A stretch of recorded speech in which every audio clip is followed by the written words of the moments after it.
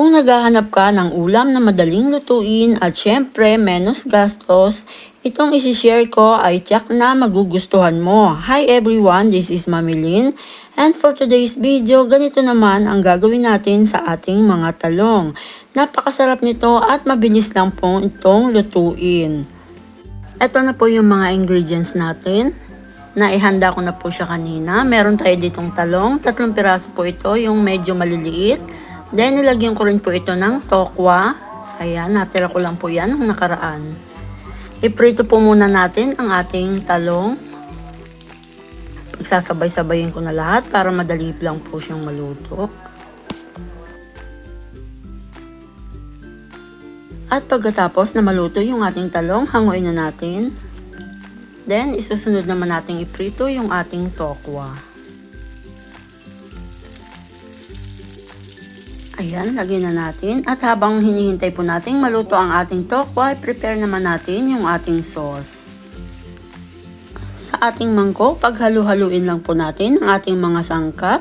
Naglagay ako dito ng toyo, tsansahan lang po ito mga mi. Then, gagamit din po tayo ng 2 piraso ng medyo malalaking kalamansi. By the way guys, sa mga hindi pa po nakakapag-subscribe dyan, mag-subscribe na po kayo and pa-like na rin po. Then, click the notification bell para updated po kayo kapag may bago tayong uploads. Maglalagay din po ako dito ng oyster sauce.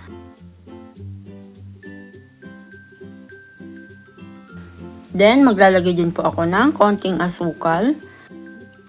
Lagyan din natin ng pamintang durog. At para may konting anghang, gumamit ako dito ng konting chili powder at magic sarap. And after nyan, haluin lang natin. Nag-add din po pala ako dyan ng konting tubig. Hindi ko na po na-film.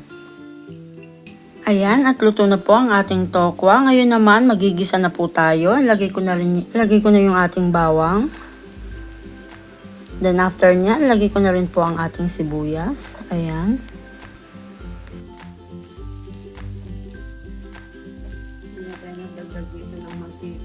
Ngayon naman, ilagay ko na itong ginawa nating sauce kanina. Hinango ko nga pala dyan yung ating tokwa. Haluin ko lang to at antayin natin na kumulo hanggang sa mag-less ng bahagya yung ating sauce. At kapag okay na, ilagay na po natin itong ating tokwa at talong. Ayan, okay na po ito. Ilagay na po natin yung ating tokwa at talong.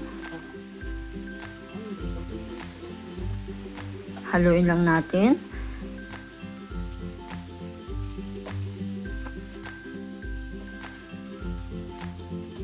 Then, ilalagay ko na din po yung ating sliced onion.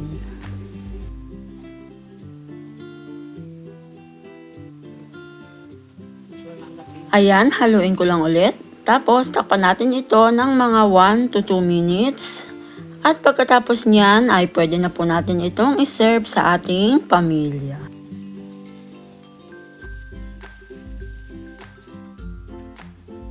Ayan, takpan ko lang. Yung apoy po natin dyan ay nasa low medium lang. And after 2 minutes, ayan, okay na po ito. Haluin ko lang ulit. Ilipat na po natin to sa ating serving plate. Ayan, eto na at ready na ang ating talong steak. O diba? Pang sosyal. At ang lasa, napakasarap. Nakamura ka na, nakatipid ka pa. Mga mi, itry nyo na po ito. Siguradong magugustuhan to ng inyong buong pamilya. Tara guys, kain po tayo.